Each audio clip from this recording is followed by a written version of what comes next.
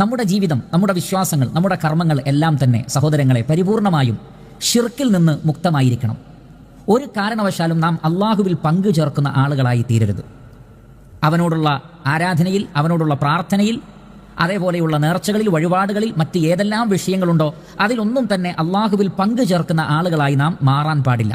അല്ലാഹു സുബ്ഹാനഹു വ തആല പറയുന്നു, വലഖദ് ഊഹിയ ഇലൈക വഇല അല്ലദീന മിൻ ഖബ്ലിക് ലഇൻ അശ്റക്ത ലയഹ്ബതന്ന അമലുക വലതകൂനന്ന മിനൽ ഖാസിരീൻ. നബി സല്ലല്ലാഹു അലൈഹി വസല്ലമയോട് അല്ലാഹു സുബ്ഹാനഹു വ തആല പറയുകയാണ്, നബിയെ, താങ്കൾക്ക് മുമ്പ് കടന്നു വന്ന സകല അമ്പിയാക്കൾക്കും നാം വഹി നൽകിയിട്ടുള്ളത് ലഇൻ അശ്റക്ത, താങ്കൾ ഷിർക്ക് ചെയ്താൽ, അള്ളാഹുവിൽ പങ്കു ചേർത്താൽ, ലയഹ്ബതന്ന അമലുക, നിങ്ങളുടെ അമലുകൾ ബാത്തിലായി പോകും, വലതകൂനന്ന മിനൽ ഖാസിരീൻ, മറിച്ച് നിങ്ങൾ നഷ്ടക്കാരിൽ ഉൾപ്പെടുകയും ചെയ്യും.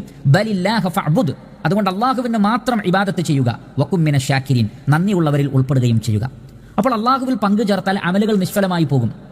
അതുകൊണ്ട് തന്നെ ഇബാദത്തിൽ ഏറ്റവും പ്രധാനപ്പെട്ട ദുആ, പ്രാർത്ഥന, ആ പ്രാർത്ഥന നിഷ്ഫലമായി പോവാതിരിക്കാൻ അള്ളാഹുവിൽ പങ്കു ചേർക്കുന്നില്ല എന്ന് ഒരു അടിമ ഉറപ്പുവരുത്തേണ്ടതുണ്ട്. ഇല്ല എങ്കിൽ അവരുടെ മുഴുവൻ ദുആകളും ബാത്തിലാണ്, വ്യർത്ഥമാണ്, അള്ളാഹു സുബ്ഹാനഹു വ തആല സ്വീകരിക്കുകയില്ല. അതുകൊണ്ട് ചെറുതും വലുതുമായ മുഴുവൻ ശിർക്കൻ വിശ്വാസങ്ങളിൽ നിന്നും പ്രവർത്തനങ്ങളിൽ നിന്നും വിട്ടുനിൽക്കേണ്ടതാണ്.